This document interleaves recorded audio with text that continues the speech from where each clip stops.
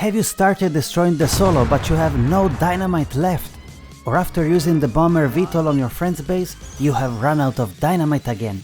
It's time to build a fully automated TNT farm that can produce unlimited TNT. Your neighbors are gonna be grateful. Let's build a TNT farm and we may be able to auto-load our bomber Vtol as well. At its lowest speed, it can produce about 800 TNT sticks per hour, which is more than enough even for your next holiday on the solo. I'd really need a vacation. We need two resources to print TNT sticks, carbon and explosive powder. I recommend doing this on Calidor because it's the only planet that produces sulfur. If you're going to build this contraption on any other planet, you will have to transport sulfur on that planet, shipping included with Ostro Prime. We can produce carbon by bringing soil to a centrifuge. You can collect soil with your terrain tool and a soil canister, or with a rover and a drill and a larger canister. Any contraption that needs soil is a pain in the neck to me, because you cannot automate soil collection. I can already hear the comments, "Kuya game, this is not fully automated, you still need to bring soil." And you'd be right. There's no way yet to automate soil collection in Astroneer, unfortunately. Even through glitches and AFK, you would still need to do something. So this is as automated as it can get. The best way to manage this is to collect soil with a rover and place a medium soil canister and set it to enable output. Then provide one or two soil canisters that will move soil from the canister to the centrifuge. Set the soil centrifuge to extract organic and hit the loop button so that it won't stop. You can provide some kind of storage if you wish. Now place an auto arm on a platform to bring the organic to a smelting furnace. You can also use portable smelters if you prefer. Now let's build the second line.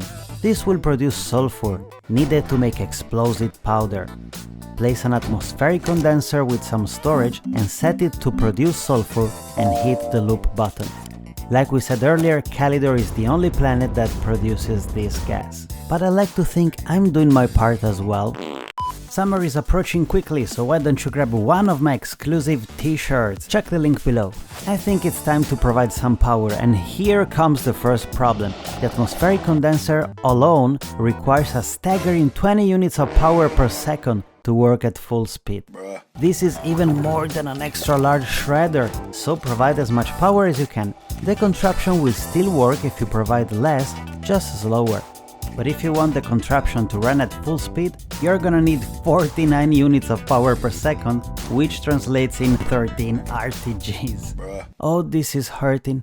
Place an auto arm to grab sulfur, and remember to always place a filter so that the auto arms only pick up that very item.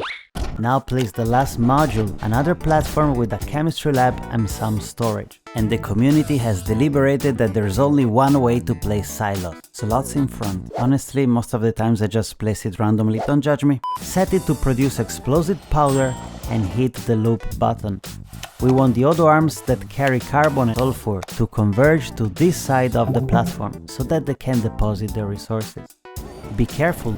If, for example, your carbon production stops because you run out of soil, it may be that sulfur takes up all the storage and the chemistry lab will stop working because there is no more room for carbon. We can prevent this with a little workaround that only costs 2 power sensors. Set them to empty, not empty. You can tell if that's right when you see a green arrow pointing down, and place them to the carbon and sulfur storages respectively. Now you want to cross them. Pull the wire from the one on the carbon storage and pin it onto the sulfur auto arm. Now grab the other cable and wire it to the carbon auto arm. It looks hard, but it's very easy. Basically what this does, when you run out of one resource, the sensor will kill the other auto arm, preventing it from flooding the chemistry lab platform and take up all the storage left. Also, I recommend using silos for storage as much as you can, as they grant more buffering. Are you still with me? No worries, just a couple of elements and we are done here. If the sensor stuff looks overly complicated, there's another workaround for you.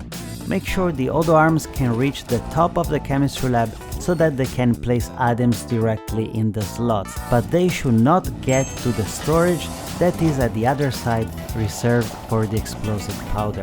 One last auto arm to pick up explosive powder and a printer set to dynamite. Then hit the loop button and we are almost done. You might notice that currently there is a bug where the small printer draws 2 resources but really only need one and will eventually spit the other one to the ground. Since the printer doesn't know good matters, we can work around this by having the printer on the ground without a platform. If when you're watching this video the issue is fixed, you can just place the printer on a platform if you want to. In doubt, just stick it on the ground, it doesn't really matter. Printer on ground, help! Then the other issue with TNT farms is that the printer doesn't want to print items directly on certain platforms. Not sure why. For example, I'm having a hard time with the silo and you cannot use the resource canisters either. Imagine flying with the bomber Vtol and dropping a couple of canisters filled up with TNT. That'd be so cool. So you may use this figurine platform to provide a decent amount of storage. And you may play chess with your friends, it's going to be an explosive match. What do I know? I don't have any friends. Don't worry about distance, as you can see the printer's arm can reach pretty far. If you want to increase security, you can add a second auto arm to pick up the explosive powder and make sure that it does not occupy the room for carbon and sulfur. But can we print directly onto the bomber Vtol? Nope. I mean, yes, but not like that. You just have to add an auto arm. You can load the silos on the Vtol directly or just load the silos and then move them onto the Vtol. Also, if you don't want the printer to print TNT forever, you can place a medium storage and a storage sensor set to full, not full, that will turn the printer off once the storage is full. This is what is gonna happen if you print without a storage. It's kind of satisfying though. Did you notice that I have updated the design of the bomber Vtol? Before the last step to complete the contraption, let's test the new bomber Vtol. And what has just happened? I got teleported to my base. What? I love how I'm sitting in the middle like nothing ever happened. Let me try it. Oh, that's weird. Let's reboot the PC. And I just got off the Vtol like a cowboy. This is insane, guys. Okay, nice working, guys. Let's test it on that base that I have made for my second tricks and tips video. I don't need that anymore. Let's clean this area up, guys. And if you're a member of this channel, please don't bomb anyone else's base on the server. 3, 2, 1. For the community release. Yeah. Oh no, it destroyed my Vtol too. Oh man. I should take a look at the timing of this new design. But guys, I don't know why, but I feel so much better now. And among all the things that could have been destroyed, that plant was the only thing that survived. Okay, that's enough fun. Back to business. We have one last step to complete the TNT farm. The farm's slowest process is the chemistry lab, which takes about 14 seconds to craft one item when at full power. This means that you will get a little over 800 TNT sticks per hour. The Solo is so happy about this. Okay. To complete the contraption, don't forget to connect all platforms so that the modules can receive power and switch all auto arms on. If you would like to make a bomber Vtol or learn cool Astroneer tips and tricks, watch one of these videos next. Stay safe.